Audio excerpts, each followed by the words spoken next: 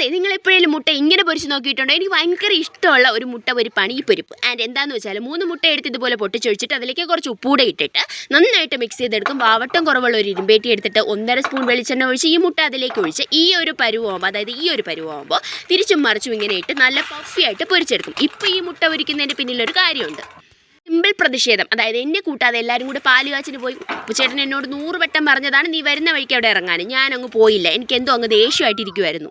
അല്ല, ഒന്നുകൂടെ വിളിക്കണ്ടേ? അത് വിളിച്ചുമില്ല. അപ്പോൾ എന്നിട്ട് എന്നോട് ചോദിക്കുക വരുമ്പോൾ എന്തെങ്കിലും മേടിക്കണമെന്ന്. ഞാൻ പറഞ്ഞു എനിക്കെന്നാ ഒന്നും വേണ്ടെന്ന്, എല്ലാവരും പോയി ബിരിയാണി തട്ടിയതല്ലേ. അപ്പോൾ ഇത് ഞാൻ പൊരിച്ചപ്പോൾ ഉണ്ട് ഒരാൾ വന്നിട്ട് അമ്മ എനിക്കൂടെ തരുമോയെന്ന് ചോദിച്ചു. പിന്നെ പാവമായതുകൊണ്ട് ഞാനങ്ങ് വീതിക്കാമെന്ന് വെച്ചു. ഓൾറെഡി നമുക്കറിയാലോ അവൻ ചോദിക്കുമെന്ന്.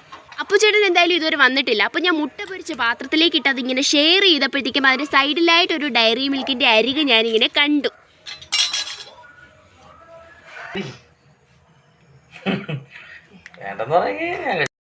വേണ്ടെന്ന് പറയുകയാണെങ്കിൽ ഞാൻ കഴിച്ചോളാം. അങ്ങനെ ഇപ്പം അങ്ങ് വിട്ടു കൊടുക്കണില്ലല്ലോ. ഞാൻ കുറച്ച് നേരം കുനിഞ്ഞ് നിന്നിട്ട് ആൾ പോയ നേരത്തിന് എനിക്ക് ഭയങ്കര സന്തോഷമായിട്ടോ. ഭയങ്കര നമ്മുടെ പിണക്കൊക്കെ തീരാൻ ഇത്രയൊക്കെ വേണ്ടു അല്ലേ.